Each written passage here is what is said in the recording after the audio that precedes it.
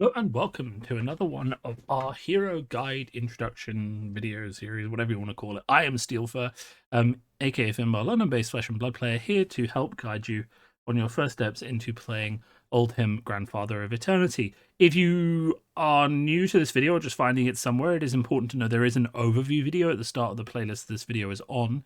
You can find it on my channel. That really is a sort of like 30-minute overview into all of the heroes in Flesh and Blood, spending a couple minutes on each of them. And if you're just finding this video and you're thinking, okay, well, what hero do I want to play, and you're not sure it's Oldhim, I really would recommend going to watch that video before you watch this one, as that might lead you to watching a different video instead of this one if another hero catches your eye instead of Old Man Winter here. Other than that, if you like this video, do like and subscribe. I do definitely enjoy people, especially new players, telling me that one of my videos has helped them get into the game. The only other thing to note is that I won't really be going into the rules of Flesh and Blood that much in this video. It's very much a quick overview, and because of that, I'll be explaining rules relevant to this hero, but not really rules relevant to the entire game.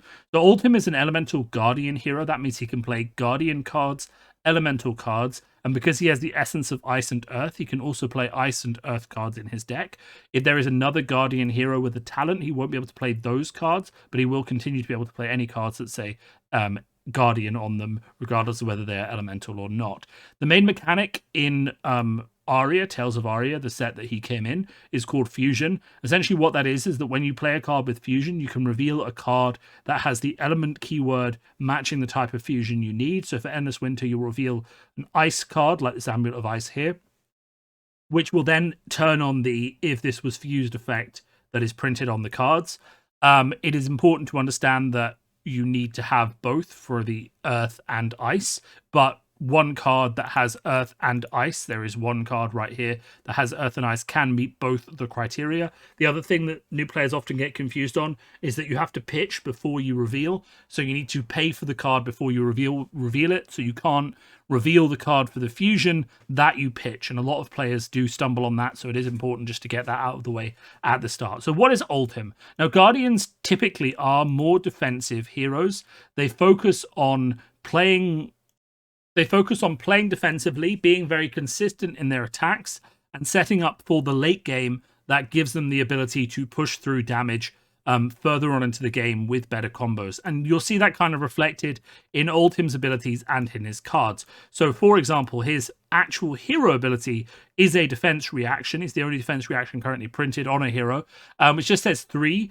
If you pitch an earth card this way, prevent the next 2 damage that will be dealt to him. If an ice card is pitched this way, the attacking hero puts a card from their hand on the top of their deck. It is worth noting that if they have an attack reaction, that can actually be played before this resolves, so it won't necessarily result in that card going back on the top of their deck, but otherwise it's very, very useful. Also worth noting that if you have any card that is like a red or a yellow of one of the elements and any other color that matches up to produce 3, you can pitch both and trigger both effects. So I could, for example, pitch a red Channel Mount Heroic and then a blue Amulet of Ice to pay for this ability. I would have 1 resource left over from the Amulet of Ice, and I would get to trigger both effects on the defense reaction. It is also worth noting that both of those cards have to be pitched when I'm triggering this ability. I can't pitch the Amulet of Ice, have 2 resources floating after playing something else, and then try and trigger this ability to get the ice effect. I need to pitch an ice card when I'm triggering this ability. The same goes for his weapon. You have to pitch an ice card to actually trigger the weapon. That's a place where people can have stumbling blocks. But his weapon, essentially, if it hits, it makes a Frostbite token. It comes in for 4, which is quite a big break point because most cards block for 3. And Frostbite tokens just slow your opponent down the next turn a little bit, so his weapon will get blocked a lot. So a standard turn for Oldhim is very much going to be blocking with, say, either 2 or 3 cards from your hand, and then leading in with a Winter's Wail swing on your turn to get a bit of blocking cards out from your opponent's turn. Rinse and repeat, and it's not, the deck will quite often play towards a fatigue strategy, and that means that you are essentially basically playing your opponent until they are out of really strong red cards, or even potentially out of a deck. And because of that, you're going to then win when they are low on cards. Now, that can take quite a while, and in a timed game, Oldhim has been a bit of a risk in terms of going to time. So you do have to be committed to playing quite fast and also making sure your opponents play quite fast, or you will go to time with Oldhim. And it is just worth being aware of that, because you might think, oh, he's talking about this ice earth defensive hero. That means I can play nice and comfortably and slowly, and I'm going to actually have a have the wins that way. The actual opposite is true. Oldhim is one of the heroes that you have to play literally the fastest, because if you spend too much time on your turns, you will be running out of time before the tournament round is over. Okay, what that means is blocking quickly and also doing your own turns quickly. So when I play Oldhim, I really like Oldhim. I will block. I have a very similar blocking strategy every turn, and when I do that, then I turn into my turn. I'm literally just pitching a card, arsenaling a card, and then I'm done. My turns take about 2 or 3 seconds, depending on how quickly my opponent decides to block. Their turns when I'm blocking take 15, 20, 30 seconds, depending on how long they think for. And I'm not afraid to ask my opponent to speed up a little bit. You have to be comfortable with that if you're going to play Oldhim. Now, the important combos for Oldhim, it's important to understand how the Shield and the Crown of Seeds work. So the Crown of Seeds is a once per turn instant. You play 1 resource, you put a face down card from your arsenal at the bottom of your deck, and then you draw a card and prevent the next 1 damage that will be dealt to your hero this turn. So, and you also have the shield. When you defend with the shield, you can pay 1. If you do, it gets 1 block every turn. What this means is you can pitch any card in your deck, as long as you've got a card in your arsenal, to essentially get 2 block on the first attack that your opponent does. And if they break the combat chain, you can then actually get another block on the shield with that spare resource. Now, what that means is that you can actually block consistently for 2 without actually costing yourself a card in your deck, which is very, very important to this idea of fatigue gameplay, because your opponent is going to have to play cards to attack you, and you in return can pitch cards rather than blocking with them to prevent similar levels of damage, which gives you the ability, as they're whittling down their deck trying to break through your defenses, to maintain the number of cards in your deck. However, I will say the skill when it comes to playing Oldhim is deciding what to play, what to block with, and what to put back into your deck. There's some cards that you're not going to want back in your deck. You want to get rid of them as quickly as possible. There are other cards that you'll never actually play. Okay, so for example, if you want your Oakenolds and you want your Pulse of Isenlofts, right? Okay, Oakenold, Earth and Ice Fusion. If it was fused, it gains +2 Dominate, and if it hits a hero, they put 2 random cards from their hand in the bottom of their deck in any order. Dominate is very, very good for closing out games, and getting Oakenold off is sure to cause a problem for your opponent.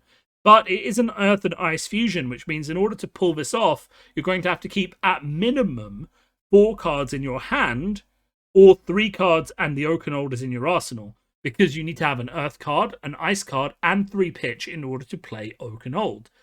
The only exception to that is Pulse of Isenloft, which counts as an Earth and an Ice card.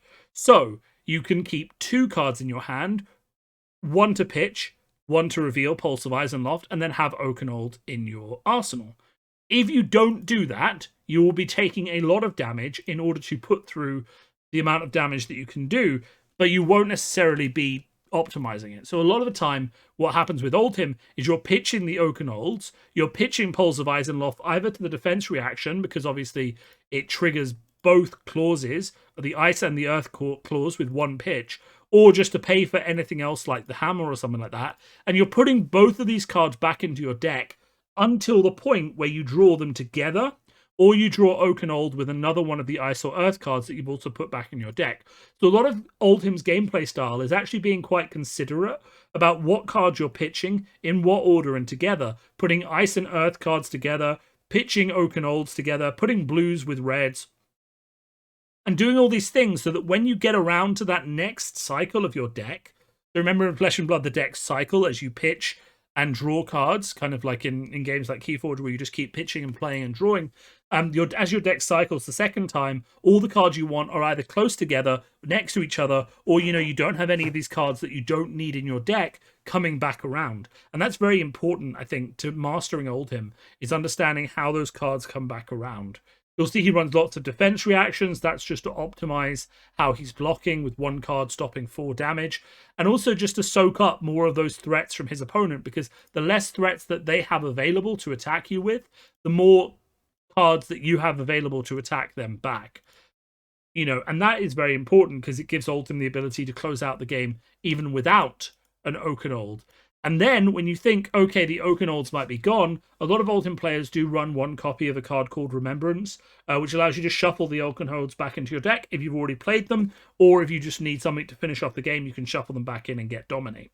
So Oldhim is very much a slow deck in that it takes a lot of time to finish and close out the game, but he's a fast hero in terms of the fact that you have to play fast in order to reach that point. And you will occasionally be playing against an opponent who is a slower player. You will have to remind them.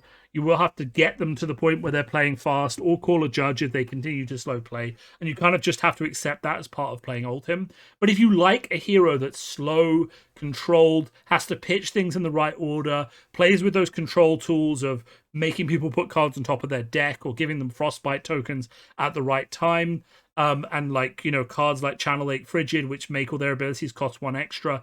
If you like the idea of those control elements in your game, then Oldhim could very much be the hero for you. And obviously the other thing I want to remember, because I pointed this out in my Briar list, is that Oldhim doesn't really rely too much on cards from older sets. The only real cards, so I mean, obviously he's the Command and Conquers and E-Strikes, which you have to include if you're going to be super competitive. This deck has Art of War, which I don't think is super relevant. And there are some Guardian cards like Spinal Crush and Righteous Cleansing, which aren't that expensive because they're Guardian specific. But of his equipment, he really likes playing Crater Fist, along with Rampart of the Ram's Head, Winter's Wail, and Crown of Seeds. Crater Fist comes from Crucible and isn't that expensive.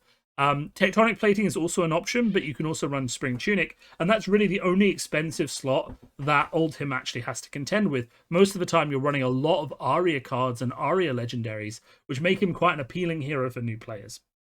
Anyway, as always, if you liked this video, please do give me a like and subscribe. If you are a new player and this has convinced you to play Oldhim, please do tell me, because that's exactly the sort of feedback I want to hear. And of course, I will be re-recording these as these videos change massively. So if you do have suggestions for things you think belong on the next Oldhim review, you can just let me know and I'll include those in that video.